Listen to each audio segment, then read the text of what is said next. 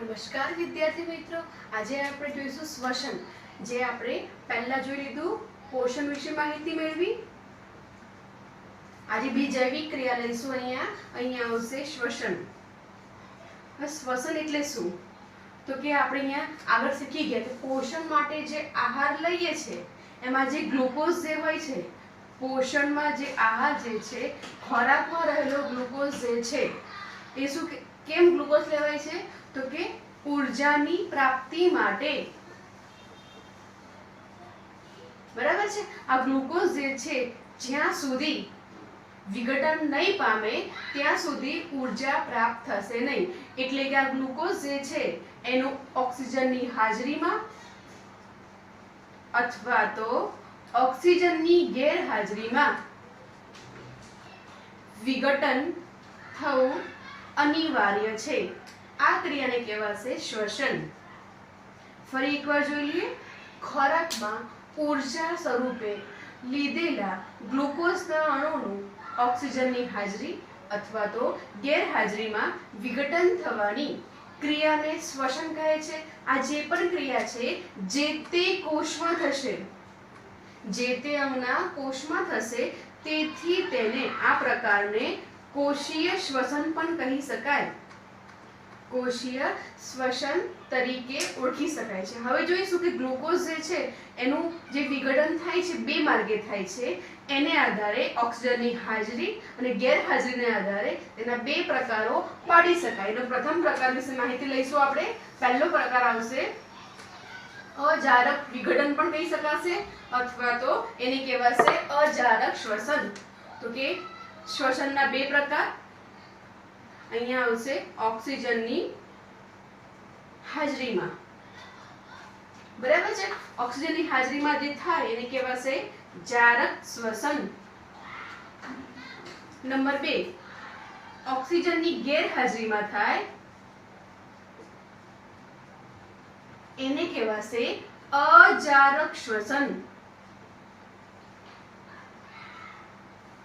હવે જોઈશું કે સંપૂર્ણ જે વસ્તુ જે છે કઈ જગ્યાએ થાય છે અને ક્યાં થશે એના વિશે માહિતી લઈશું. સૌથી પહેલું આ જે વસ્તુ જે છે, કોઈ પણ ગ્લુકોઝનો અણુ જે છે સૌપ્રથમ જે તે કોષમાં હશે. બરાબર છે. કોષમાં ક્યાંથી આવ્યો? તો કે પાચનને અંતે મળશે. જે ગ્લુકોઝ જે છે, ગ્લુકોઝનો જે અણુ જે છે કોષમાં છે, કોષના કોષરસમાં છે, કોષના કોષરસમાં છે. પ્રથમ તેનું વિઘટન થશે. એ ગ્લુકોઝ જે છે એ 6 કાર્બનનો અણુ છે. વિઘટન પામીને બે અણુ 2x લખું છું, બે અણુ 3 કાર્બનના પાયરુવેટના બનાવે છે. આ સમગ્ર પ્રક્રિયા જે તે કોષના કોષરસમાં જોવા મળશે કે ગ્લુકોઝનો અણુ જે 6 કાર્બનનો જે છે જે વિઘટન પામીને બે અણુ 3 કાર્બનના પાયરુવેટ બનાવે છે. હવે પછીનો જે માર્ગ જે છે, આ પાયરુવેટ જે છે, જો પાયરુવેટ ઓક્સિજનની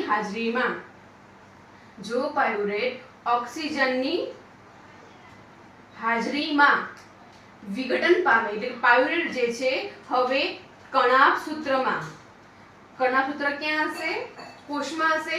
કણાભસૂત્રમાં પ્રવેશ કરે છે અને ત્યાં સંપૂર્ણ અવસ્થામાં ઓક્સિજનની હાજરીમાં પાયરુવેટ વિઘટન પામીને કાર્બન ડાયોક્સાઇડ અને પાણીના અણુને મુક્ત કરે છે. જ્યારે આ પ્રકારની પ્રક્રિયા થાય ત્યારે જ સંપૂર્ણ અવસ્થામાં ઊર્જા પ્રાપ્ત થાય. હવે બીજી વાત કરીએ કે ભાઈ આ પાયરુવેટ જે છે ઓક્સિજનની ગેરહાજરીમાં વાત કરવામાં આવે તો શું હોઈ શકે? તો કે બે કક્ષાના સજીવો હોઈ શકે.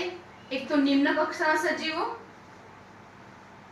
અને બીજો આવશે ઉચ્ચ કક્ષાના સજીવો. નિમ્ન કક્ષામાં અહીંયા લઈશું તો અહીંયા આવશે ઈસ્ટ નામની ફૂગની વાત કરવાની છે.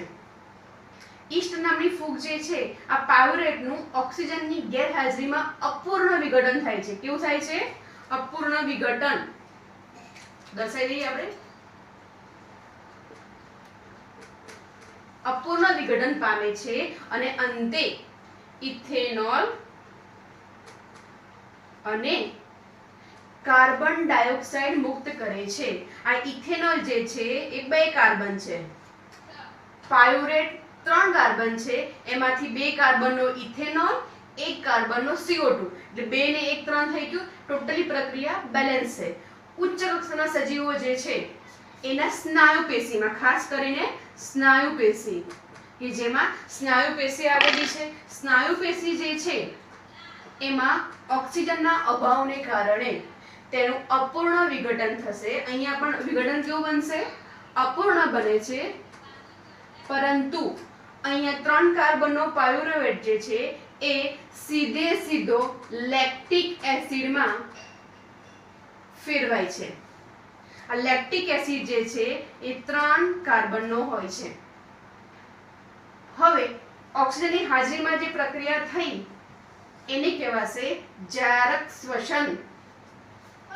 આ પ્રક્રિયાને કહેવાશે અજારક શ્વસન. તમને તફાવત પૂછાય તો ખબર હોવી જોઈએ. આ પ્રક્રિયા ક્યાં હશે? જારક શ્વસનની પ્રક્રિયા કર્ણાભ સૂત્રમાં થાય છે. આ પ્રક્રિયા જે છે ક્યાં જોવા મળશે? કોષ રસની અંદર જ થાય છે. તે નિમ્ન કક્ષાના સજીવોમાં પણ જોવા મળશે, તેમજ ઉચ્ચ કક્ષાના સજીવોમાં પણ જોવા મળે છે. જ્યારે જારક શ્વસન છે એ માત્ર ને માત્ર ઉચ્ચ કક્ષાના સજીવોમાં જ જોવા મળશે. લખી શકાય ત્રીજો પોઈન્ટ કે ગ્લુકોઝને વિઘટનને અંતે મળતી પેદાશ જે છે, નીપજ જે છે એ કાર્બન ડાયોક્સાઇડ અને પાણીનો અણુ મળે છે.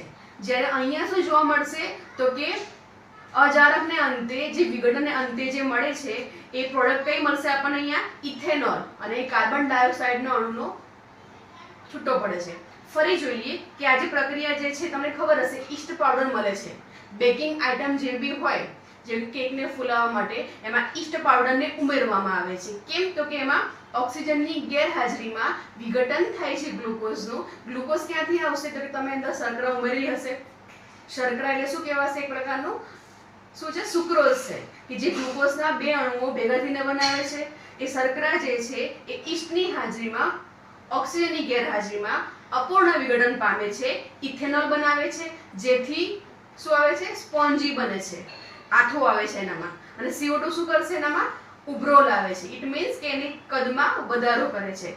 આ લેક્ટિક એસિડ સ્નાયુ પેશીમાં કેમ? તો કે ઓક્સિજનનું પ્રમાણ ઓછું છે, જેથી ત્યાં સ્નાયુમાં લેક્ટિક એસિડ બને છે, જેથી આપણે વધારે પડતું ચાલવામાં આવે અથવા ચડવામાં આવે અથવા વધારે પડતી કસરત કરવામાં આવે તો આપણને સ્નાયુ ખેંચાય છે અથવા તો દુખે છે. કેમ? કારણ કે ત્યાં ઓક્સિજન ઓછા પ્રમાણમાં મળે છે અને જે તે સ્નાયુમાં લેક્ટિક એસિડ ઉત્પન્ન થાય છે.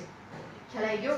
હવે જોઈશું કે ભાઈ આ જે શ્વસનની પ્રક્રિયા જે છે એના 2 પ્રકાર જોઈ શકાય, જારક શ્વસન અને અજારક શ્વસન. હવે આખી પ્રક્રિયા જે છે ફરી એવું લખી શકાય કે જારક શ્વસન જે છે એમાં જે ઊર્જા મુક્ત થાય છે એ વધારે પ્રમાણમાં છે કમ્પેરિઝન ટુ અજારક. અહીંયા શું આવશે? ઊર્જા જે છે ઓછા પ્રમાણમાં મુક્ત થાય છે. 4 પોઈન્ટ બની જાય. વ્યાખ્યા લખીશું પહેલા પોઈન્ટમાં. ઓક્સિજનની હાજરીમાં થાય છે, ઓક્સિજનની ગેરહાજરીમાં થાય છે, ઊર્જા વધુ મુક્ત કરે છે, ઊર્જા ઓછા પ્રમાણમાં મુક્ત કરે છે. અંતિમ પેદાશો લખી લઈશું, 3 થઈ જશે. પછી શું લખીશું કે કોષ રસ કર્ણાભ સૂત્રમાં જોવા મળશે. અહીંયા શું આવશે? ક્યાં જોવા મળશે? કોષ રસમાં જોવા મળશે. અને અહીં શું આવશે? ઉચ્ચ કક્ષાના સજીવોમાં જોવા મળશે. અહીંયા ઉચ્ચ કક્ષાના તેમજ નિમ્ન કક્ષાના બંને પ્રકારના સજીવોમાં જોઈ શકાય છે. હવે જે આટલો તબક્કો જે છે એ ખરેખર કહેવાશે ગ્લાયકોલિસિસ, જે તમને આગળના ધોરણમાં સાયન્સ તમે લેશો એમાં આવશે એના વિશે માહિતી. અને અહીંથી તબક્કો જે છે આટલો પાયરેટમાંથી જે કાર્બન ડાયોક્સાઇડ જે બને છે આને કહેવાશે ક્રેબ્સ ચક્ર. કહેવાશે ક્રેબ્સ ચક્ર. હવે જોઈએ કે સજીવોમાં જે તે શ્વસન માટેના કયા પ્રકારના અંગો આવેલા છે એના વિશે થોડીક માહિતી આપણે હવે લઈ લઈશું. તો પહેલામાં પહેલું વાત કરીએ તો કે સજીવો 2 પ્રકારના છે, સ્થળચર અને જળચર. સ્થળચર કે જે ક્યાં રહેશે? જમીન પર રહે છે. જળચર જે પ્રાણીઓ જે છે એ ક્યાં રહે છે? પાણીમાં રહે છે. સ્થળચર પ્રાણીઓ જે છે પૂછાય કે સ્થળચર પ્રાણી અને જળચર પ્રાણીમાં શ્વસનની પ્રક્રિયામાં શું તફાવત જોવા મળે છે અથવા તો શું કયા પ્રકારનો ભેદ જોવા મળે છે. સ્થળચર પ્રાણીઓ જે છે જમીન પર રહે છે, તેઓ હંમેશા શ્વસન માટે O2 એ હવામાંથી પ્રાપ્ત કરશે. બરાબર છે, જેથી વધુ પ્રમાણમાં એમને O2 મળી રહેશે, એટલે કે પૂરતા પ્રમાણમાં O2 મળી રહે છે, જેને કારણે તેમનો શ્વસન દર ધીમો અથવા તો નીચો છે. ઇટ મીન્સ કે જે શ્વાસ લઈએ છે અને શ્વાસ કાઢીએ છે એ પ્રક્રિયા જળચર કરતા સ્થળચરમાં થોડી ધીમી છે, શ્વસન દર ધીમો અને નીચો છે. અહીંયા શું છે કે જળચર પ્રાણીઓ હંમેશા પાણીમાં રહે છે, તો એની આસપાસ શું જોવા મળશે? પાણીનું માધ્યમ જોવા મળશે. એ લોકોને શ્વસન માટે જરૂરી જે O2 જે છે એ પાણીમાં હંમેશા દ્રાવ્ય અવસ્થામાં હશે, જેથી O2 નું પ્રમાણ ઓછું હશે. કોણ સરખામણીમાં? સ્થળચર કરતા. બરાબર, એટલે ઓછા પ્રમાણમાં હશે, એટલે કે અલ્પ પ્રમાણમાં હશે, જેથી તેમનો શ્વસન દર ઝડપી છે. તમે દેખ્યું હશે માછલી છે, દેડકા છે, જ્યારે તમે પાણીમાં જોવો છો ત્યારે કન્ટિન્યુઅસ એનો જે મૂવમેન્ટ જે છે મોઢાની એ કન્ટિન્યુઅસલી ખોલ બંધ કરે ઝડપી પ્રમાણમાં. કેમ? કારણ કે એ ફટાફટ ઓક્સિજન લે છે. બરાબર, એટલે એનો શ્વસન દર ઝડપી છે. બરાબર, જેને કારણે જો થોડું પણ આમાં આગુબાજુ થાય, O2 નું પ્રમાણ સહેજ પણ પ્લસ ઓર માઇનસ થાય તો જળચર પ્રાણીઓમાં મૃત્યુ પણ આવી શકે છે. એટલે કહી શકાય કે સ્થળચર પ્રાણીઓ જે છે એને પૂરતા પ્રમાણમાં ઓક્સિજન મળે છે, તેનો શ્વસન દર ધીમો હોય છે. અહીંયા શું છે કે પાણીમાં દ્રાવ્ય અવસ્થામાં ઓક્સિજન મેળવે છે, જેથી અલ્પ પ્રમાણમાં મળે છે, શ્વસન દર ઝડપી છે, પ્રમાણ ઘટે તો મૃત્યુ પણ થઈ શકે છે. હવે વાત કરીએ કે જે પણ ઉર્જા મુક્ત થાય છે, શ્વસનને અંતે જે પણ ઉર્જા મુક્ત થાય છે, હવે એ ક્યાં સંગ્રહાશે? આપણે જે પણ ખોરાક ખાઈએ છીએ એનું સંપૂર્ણ વિઘટન થઈ જાય અને છેલ્લે અમુક પ્રમાણમાં ઉર્જા ઉત્પન્ન થાય છે. એ ક્યાં ઉત્પન્ન થશે? તો કે આપણા શરીરની અંદર એક ATP નામની રચના આવેલી છે. એનું નામ જોઈ લઈશું. A for એડિનોસાઇન, આને કહેવાશે ટ્રાય, એટલે કે 3 ફોસ્ફેટ, એટલે કે એડિનોસાઇન ટ્રાઇફોસ્ફેટ, કે તેમાં 3 ફોસ્ફેટના અણુઓ જોડાયેલા જે છે, જે કણાભ સૂત્રમાં ઉત્પન્ન થતી ઉર્જાનો સંગ્રહ કરે છે. હવે જોઈએ એટીપી બને છે કેમ, કેવી રીતે બને છે? તો કે એટીપી બનશે ADP, સેમ નામ, એડિનોસાઇન ડાય ફોસ્ફેટ. અહીંયા 2 ફોસ્ફેટના અણુ છે, અહીંયા 3 છે. એની સાથે ફોસ્ફેટનો એક, આ અકાર્બનિક અણુ કહેવાય, ફોસ્ફેટનો અકાર્બનિક અણુ જોડાઈને ATP બનાવે છે. આ દરમિયાન પુષ્કળ ઉર્જા ઉત્પન્ન થાય છે. બરાબર છે. આ જે ઉર્જા જે છે, ફરીથી જ્યારે આ ATP નો અણુ ગમે ત્યારે કોષની અંદર કણાભ સૂત્રમાં પાણીના સંપર્કમાં આવશે. કઈ રીતે? તો કે કણાભ સૂત્રમાં કોષરસ આવેલો હશે, જે પાણી માધ્યમ ધરાવે છે, પાણીના સંપર્કમાં આવશે, જેથી આ છેલ્લો ફોસ્ફેટ જે જોડ્યો આપણે ટ્રાયમાંથી, જે ત્રીજો ફોસ્ફેટ જે જોડ્યો હતો એ તૂટે છે, એટલે કે છેલ્લો ફોસ્ફેટ તૂટે છે, જેને પરિણામે, માત્ર એક અણુની વાત કરું છું, જેને પરિણામે આશરે 30.5 કિલોજૂલ જેટલી 30.5 કિલોજૂલ જેટલી ઉર્જા મુક્ત થાય છે માત્ર એક અણુમાંથી.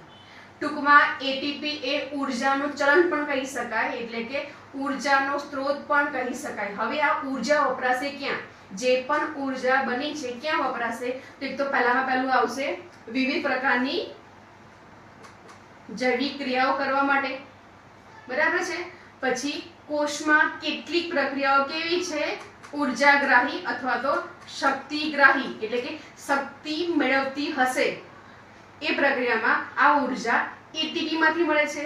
આ ઉપરાંત પ્રચલનમાં એટલે કે હલનચલનમાં પ્રચલન કરીશું, હલનચલન કરીશું, પછી જે આપણામાં ઉર્મી વેગનું વહન થાય છે, જે ચેતાઓનું વહન થાય છે, ઉર્મી વેગના વહનમાં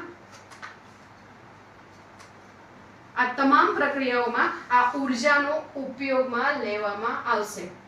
હવે વાત કરીશું મનુષ્યમાં શ્વસન તંત્ર વિશે, વિગતવાર માહિતી મેળવીશું. કયા કયા અંગો ભાગ લે છે એના વિશે જોઈશું. એ પહેલા એક વાત કરી લઈએ કે ભાઈ અહીંયા શ્વસનની વાત કરી જ છે તો આપણે વનસ્પતિમાં જોઈ લઈએ કે ભાઈ એમના માટે કોઈ સ્પેશિયલ એવા અંગો હોતા નથી કે તેઓ શ્વાસ લેવા માટે, પણ એમાં એક વિશિષ્ટ પ્રકારની રચના હોય છે જેની મારફતે તેઓ શ્વાસની આપ-લે કરે છે. એ જોઈ લઈએ કે વનસ્પતિમાં વાયુ વિનિમયની પ્રક્રિયા.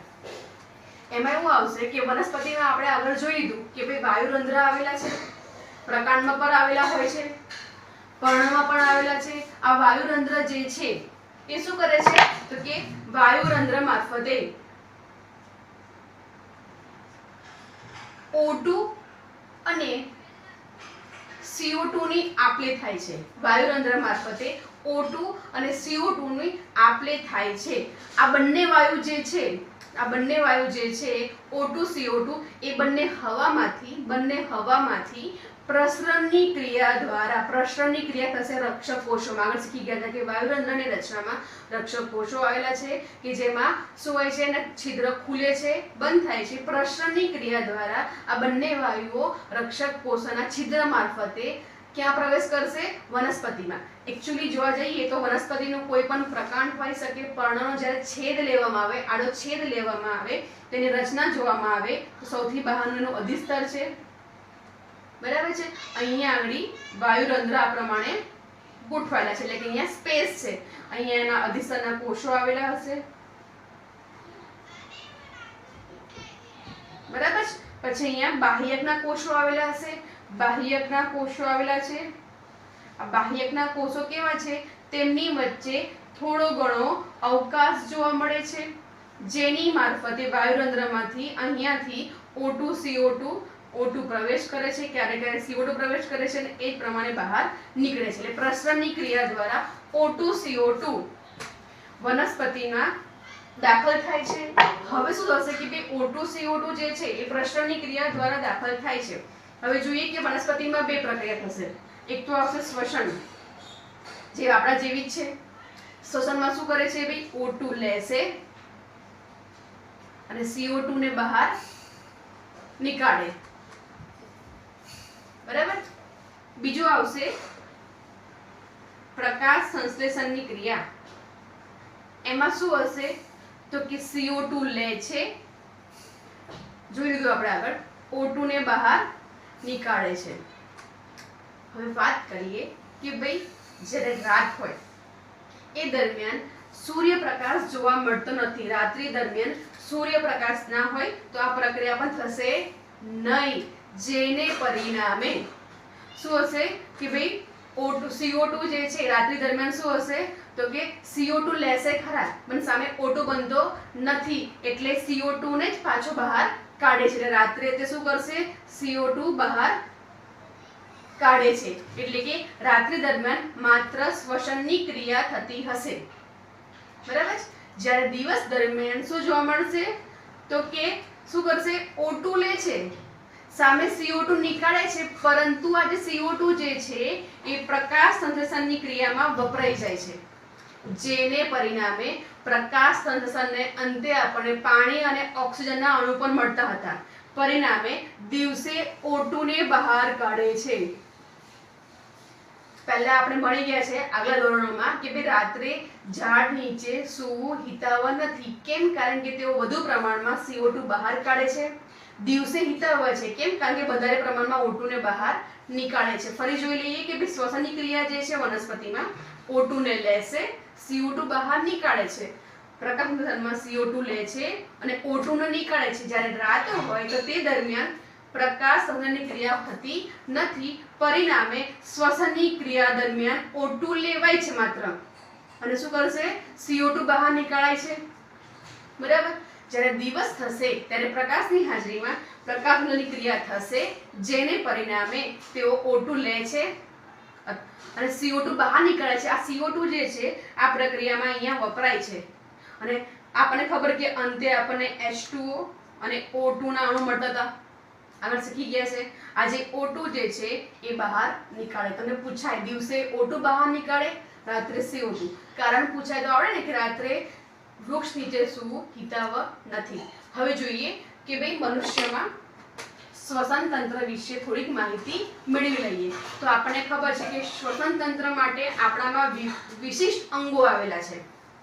જે પણ અંગો જે છે એ સ્પેશિયલ પ્રકારની રચના ધરાવે છે, જે શ્વસન માટેની સપાટીમાં વધારો કરે છે, જેથી વધારે પ્રમાણમાં શ્વાસ લઈ શકાય અને વધારે પ્રમાણમાં ઓક્સિજન મેળવી શકાય. સૌથી પહેલામાં પહેલું આવશે આપણું નાક. બરાબર છે. નાક માટે આપણે લઈએ છીએ, મનુષ્યની વાત કરું છું. નાક વડે શ્વાસ લઈશું. નાક જે છે ને 3 ભાગોમાં વિભાજિત કરી શકાય. પહેલું આવશે, 2 છિદ્રો દેખાય છે, એને કહેવાશે બાહ્ય નાસિકા છિદ્રો. બરાબર. પછી જે આ કોટર દેખાય છે અંદરની બાજુ કોટર, એને કહેવાશે નાસિકા કોટર, કે જેની અંદર સૂક્ષ્મ શું આવેલા છે? વાળ આવેલા છે અને શ્લેષ્મ ગ્રંથિ જે છે, શ્લેષ્મ સ્તર આવેલું છે. બરાબર છે. હવે સૂક્ષ્મ વાળનું કામ શું? તો કે હવા મારફતે કોઈ રજકણો છે જે ભૂલથી અંદર પ્રવેશ કરી ગયા હોય તો વાળ મારફતે તેઓ ગળાય છે. શ્લેષ્મ સ્તર શું કરશે? શ્લેષ્મનો ચિકાસ પડતા પદાર્થનો સ્ત્રાવ કરે છે, જેને પરિણામે સૂક્ષ્મ જીવો ચોંટી જાય. એટલે શ્લેષ્મ સ્તર પણ શ્વસનની પ્રક્રિયામાં અતિ મહત્વનું છે. ત્યારબાદ આવશે, અહીંયા 2 છિદ્રો આપણને આવેલા છે, એને કહેવાશે અંતઃનાસિકા છિદ્રો. ત્યારબાદ ખોરાક, ત્યારબાદ શ્વાસ ક્યાં જશે? તો કે અંતઃનાસિકા છિદ્રના પાછળના ભાગે એટલે પૃષ્ઠ ભાગે કંઠ નળીમાં જશે. આ કંઠ નળી શબ્દ આપણે આગળ પણ ભણી ગયા છે. ક્યાં આવી હતી?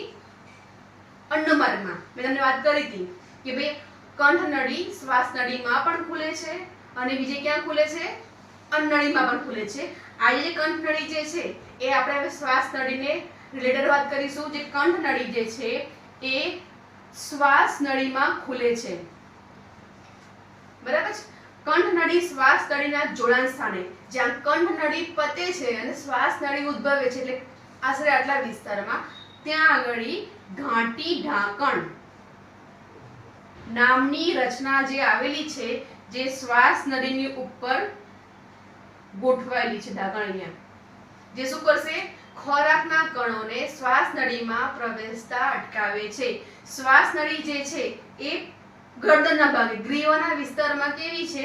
તો કે શ્વાસ નળી જે છે આ પ્રમાણે નળીકામ રચના, એની ફરતે આ પ્રમાણે કાસ્થીની બનેલી. કાસ્થી એટલે એક પ્રકારનું હાડકું છે કે જે પોચું અને નરમ હોય છે. કાસ્થીની બનેલી સી આકારની રીંગો આવેલી છે. એનું કામ શું? તો કે શ્વાસ નળીમાં સતત ઓક્સિજન અને CO2 કન્ટિન્યુઅસલી આવતા હશે, જતા હશે, જેને કારણે દબાણ લાગે છે. આ સ્નાયુમય રચના છે. જો સ્નાયુમય હોય તો એ ચોંટી જાય. જો શ્વાસ નળી ચોંટી જાય તો માણસ મરી જાય. તેથી બચવા માટે ભગવાને આપણામાં સારી રચના આપી છે કે ભાઈ શ્વાસ નળીની ફરતે કાસ્થીમય રિંગ આવેલી છે, જે શ્વાસ નળીને હંમેશા ખુલ્લી અને પહોળી રાખે છે. ક્લિયર? પછી શ્વાસ નળીમાંથી જે શ્વાસ જે છે, શ્વાસ નળી ક્યાંથી? તો કે ક્યાં સુધી વિસ્તરેલી છે? તો ગળાના અહીંથી બત્યું તો કે ગળાની નીચેથી છેક ઉરસ્ય વિસ્તાર સુધી લંબાયેલી છે. ઉરસ્ય વિસ્તાર તમને ખબર છે, આપણે પહેલા જોઈ લઈએ કે ધડ પ્રદેશ જે છે એના અલગ અલગ વિસ્તાર છે. એના થોડી માહિતી લઈ લઈશું. પહેલા અહીંયા પહોંચ્યા તો આપણે પહેલા ક્યાં? નાક. નાકમાં પાછા 3 વિસ્તારો, બાહ્ય નાસિકા છિદ્ર. પહેલા નાક લઈશું, નાક, પછી કંઠ નળી, શ્વાસ નળી. હવે જે સપોઝ આ હ્યુમન બોડીનો ગળાનો વિસ્તાર છે, બરાબર છે, એનો આ ધડ પ્રદેશ છે, બરાબર. શ્વાસ નળી તમારી જે છે અહીં સુધી કંઠમાં આવેલી છે એ કંઠ નળી કહેવાશે. ત્યારબાદ શ્વાસ નળી અહીંયાથી આટલા વિસ્તાર સુધી લંબાયેલી છે, બરાબર. થોડી એટલે શું કહી શકાય, ગળાથી પહેલા જોઈ લઈએ કે ભાઈ ધડ પ્રદેશ જે છે અહીંયા આપણને અંદરની બાજુએ એક ઉરોદર પટલ નામની રચના આવેલી છે. ઉરોદર પટલ નામની રચના આવેલી છે કે જે ધડ પ્રદેશને બે ભાગોમાં વિભાજિત કરે છે. ઉપરના વિસ્તારને કહેવાશે ઉરસ વિસ્તાર, નીચેના વિસ્તારને કહેવાશે ઉદર વિસ્તાર, બરાબર. ઉરોદર પટલ, ઉરસ વત્તા ઉદર. ઉરોદર પટલ જે છે કે જે ધડને બે ભાગોમાં વિભાજિત કરે છે. આપણું જે ફેફસા જે છે એ અહીંયા ઉરોદર પટલની ઉપર આવેલા છે. આ શ્વાસ નળી ક્યાં સુધી, તો કે કંઠથી માંડીને ઉરસ્ય વિસ્તાર સુધી લંબાયેલી છે, બરાબર. સમજ પડી ગઈ. હવે શ્વાસ નળી જે છે આગળ જતા તેની બે શાખાઓ બને છે. શ્વાસ નળીની બે શાખાઓ બનશે. એક શાખા જમણી બાજુ જશે એટલે જમણી શ્વાસ નળી કહેવાશે. એક શાખા ડાબી બાજુ જશે જે ડાબી શ્વાસ નળી તરીકે ઓળખવામાં આવશે. આ શ્વાસ નળી જે છે હવે ફેફસામાં પ્રવેશ કરશે. ફેફસા આવી ગયા, બરાબર. ફેફસામાં પ્રવેશ કરે છે. જમણા ફેફસામાં જશે, ડાબા ફેફસામાં જશે અને હવે શ્વાસ વાહિની તરીકે ઓળખાશે. શ્વાસ વાહિની તરીકે ઓળખી શકાશે. ફરી જોઈ લઈએ કે ભાઈ આ છે બે ફેફસા, બરાબર. અહીંયા જે પ્રવેશ કરે છે આને કહેવાશે શ્વાસ વાહિની. આ છે શ્વાસ નળી. ઉપર શું હશે, કંઠ નળી, બરાબર. આ જે મુખ્ય શાખા છે શ્વાસ વાહિનીને એને કહેવાય પ્રાથમિક, એટલે કે પ્રાથમિક શ્વાસ વાહિની જે ફેફસામાં પ્રવેશ કરે છે. આ પ્રાથમિક શ્વાસ વાહિની જે છે એ ફેફસામાં પ્રવેશીને એની શાખાઓમાં વિભાજિત થશે. આ શાખાઓને કહેવાશે દ્વિતીયક શ્વાસ વાહિની. શું કહેવાશે, દ્વિતીયક શ્વાસ વાહિની. આ દ્વિતીયક શાખાઓ ફરી છેવટે નાની સૂક્ષ્મ શ્વાસ વાહિકાઓમાં, હવે શ્વાસ વાહિકાઓ બોલાશે, એને કહેવાશે તૃતીયક શ્વાસ વાહિની અથવા તો સૂક્ષ્મ શ્વાસ વાહિની માં ફેરવાશે. આ તૃતીયક જે શાખાઓ છે દરેક શ્વાસ વાહિકાને અંતે આવી છીછરી રચના આવેલી છે જે જોવા જઈએ તો દ્રાક્ષના ઝુમખા જેવું લાગે. આ જે રચના છે એમાં જોઈએ તો એ કેવી છીછરું હથેળી જેવી રચના છે જેની અંદર એક પ્રકારનું પ્રવાહી ભરેલું છે. આ રચનાને કહેવાશે, આ જે રચના છે એને કહેવાશે વાયુકોષ્ઠ. આને કહેવાશે વાયુકોષ્ઠ કહેવાશે. વાયુકોષ્ઠની અંદર વાયુકોષ્ઠ પ્રવાહી ભરેલું હોય છે. વાયુકોષ્ઠ પ્રવાહી જે ભરેલું જે છે એ શું કરશે તો કે એની અંદર O2 શ્વાસમાં જે લઈએ છે તે ઓગળશે, બરાબર. અને CO2 જે છે જે વિવિધ અંગોમાંથી આવ્યું છે તે એમાં દાખલ થશે. ખ્યાલ આવ્યો? આ વાયુકોષ્ઠની અંતઃસપાટી જે છે, અંતઃસપાટી જેની અંદર અસંખ્ય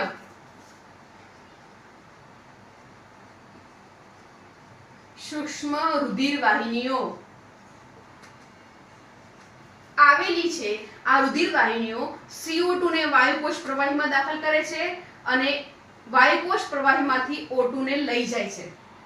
CO2 ને વાયુકોષ પ્રવાહીમાં દાખલ કરે છે અને શું કરશે, O2 ને વાયુકોષ પ્રવાહીમાંથી લઈ જાય છે. ક્યાં લઈ જશે તો કે સમગ્ર દેહમાં રુધિર મારફતે એનું વહન કરાવશે. એટલે ફરી જોઈ લઈશું આપણે.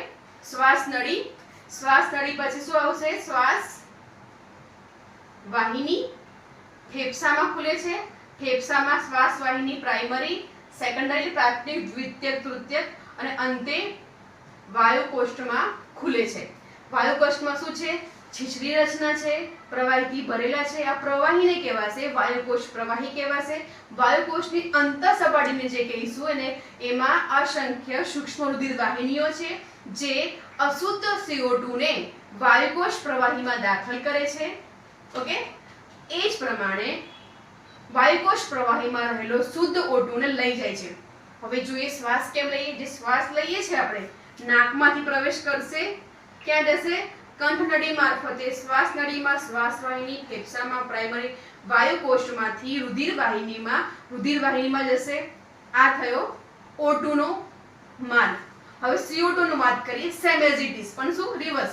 રુધિર વાહિનીઓમાંથી વાયુકોષ્ઠમાં, ટર્શરી, સેકન્ડરી, પ્રાઇમરી, શ્વાસ વાહિની, શ્વાસ નળી, કંઠનળી, નાક દ્વારા એને બહાર નીકળવામાં આવશે. આ થયો CO2 નો માર્ગ.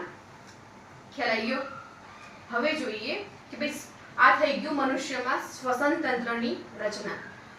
પછી બીજી એક વાત કરવાની અહીંયા કે ભાઈ મનુષ્ય એક એવું પ્રાણી છે કે ભાઈ મનુષ્ય અથવા કોઈ પણ મોટા પ્રમાણ ઉચ્ચ કક્ષાના પ્રાણીઓ છે કે એમનામાં જો આ પ્રમાણે પ્રસરણ દ્વારા જો ઓક્સિજન અને CO2 ની આપ-લે કરવામાં આવે, મેં કીધું કે ભાઈ પ્રસરણ દ્વારા કરવામાં આવે તો હજારો વર્ષો લાગી જાય આપણે O2 અને CO2 મળતા.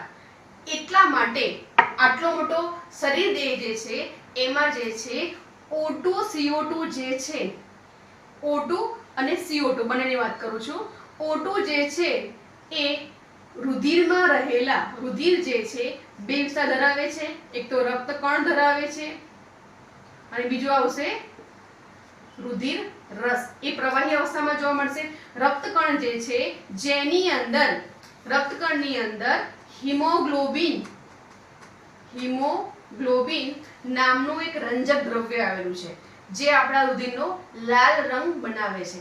ક્લિયર? આ હિમોગ્લોબિન જે છે એ ઓક્સિજન સાથે જોડાશે અને HbO2 બનાવશે અને સમગ્ર દેહમાં એને આ સ્વરૂપે રુધિર મારફતે ફેરવે છે. ખ્યાલ આવી ગયો? જ્યારે CO2 જે છે એ પ્રવાહી માધ્યમમાં દ્રાવ્ય છે.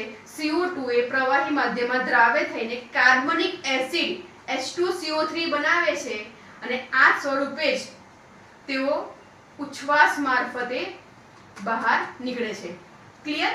O2 જે છે એ હિમોગ્લોબિન સાથે જોડાણ કરશે અને HbO2 સ્વરૂપે સમગ્ર દેહમાં પરિવહન પામશે. જ્યારે CO2 જે છે એ રુધિર રસ જે છે એમાં રહેલા પાણી સાથે પ્રક્રિયા કરી કાર્બનિક એસિડ બનાવે છે અને આ સ્વરૂપે એ ઉચ્છ્વાસ મારફતે બહાર નીકળે છે. હવે જોઈએ શ્વાસ ઉચ્છ્વાસની ઘટનાના તબક્કા. મોસ્ટ આઈએમપી પ્રશ્ન. શ્વાસ ઉચ્છ્વાસની ઘટનાના તબક્કા. મેં તમને વાત કરી કે બે વિસ્તાર.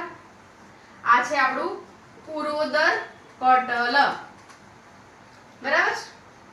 આ છે આપણો ઉરસ વિસ્તાર, આ છે આપણું ઉદર વિસ્તાર. અહીંયા બે ફેફસા આવેલા છે. મેં કીધું કે પટલની ઉપર આવેલા છે. આ પૂર્વોદર પટલ જે છે ને એક પ્રકારની કાસ્તિમય રચના છે કે જેની અંદર મોટા પ્રમાણમાં સ્નાયુઓ આવેલા છે. સ્નાયુ છે સ્વાભાવિક છે હલનચલન કરશે એટલે કે સ્નાયુ સંકોચાશે અને વિકોચન પામશે. સંકોચાય છે ઉરોદર પટલના સ્નાયુ સંકોચન પામે છે જેને પરિણામે આ ઉરોદર પટલ નીચે તરફ ખસે છે. ખ્યાલ આવ્યો? નીચે તરફ ખસે છે જેને કારણે આ ઉરસ્ય વિસ્તારનું કદ વધે છે. આ ઉરસ્ય વિસ્તારનું કદ વધે છે. ઉદરીય વિસ્તારનું કદ ઘટે છે. આ કદ વધશે, આ ઘટે છે જેને પરિણામે ઉરસ્ય વિસ્તારનું કદ વધે છે જેથી ફેફસા ફૂલે છે. ફેફસા ફૂલે છે અને વધારે પ્રમાણમાં વાતાવરણમાં રહેલો O2 ફેફસામાં પ્રવેશે છે. ક્યાં સુધી O2 પ્રવેશે? કે જ્યાં સુધી વાતાવરણમાં રહેલા ઓક્સિજનનું દબાણ અને ફેફસામાં રહેલા ઓક્સિજનનું દબાણ સમાન ન થાય ત્યાં સુધી O2 પ્રવેશ કરે છે. વિધિન અ સેકન્ડ તરત જ શું જોવા મળશે તો કે આ જે સ્નાયુ જે છે હવે આને કહેવાય શ્વાસ. જે શ્વાસ લીધો એને શું કહેવાશે? શ્વાસ. તરત જ આ જે ઉદગર પટલ જે છે એના સ્નાયુઓ વિકોચન પામે છે, એટલે કે પોતાની મૂળ સ્થિતિએ પાછા આવશે. પરિણામે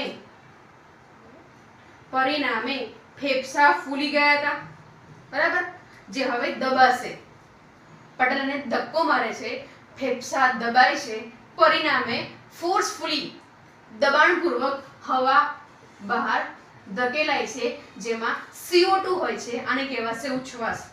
ફરી બોલું છું, શ્વાસના તબક્કા લખીએ તો કે ઉરોદર પટલના સ્નાયુઓ સંકોચન પામે છે, પરિણામે ઉરસ્ય ગુહાનું કદ વધે છે, ફેફસા ફૂલે છે, તેથી વાતાવરણમાં રહેલો ઓક્સિજન અંદર પ્રવેશ કરે છે કે જ્યાં સુધી વાતાવરણના ઓક્સિજનનું દબાણ અને ફેફસામાં રહેલા ઓક્સિજનનું દબાણ સમાન ન થાય ત્યાં સુધી.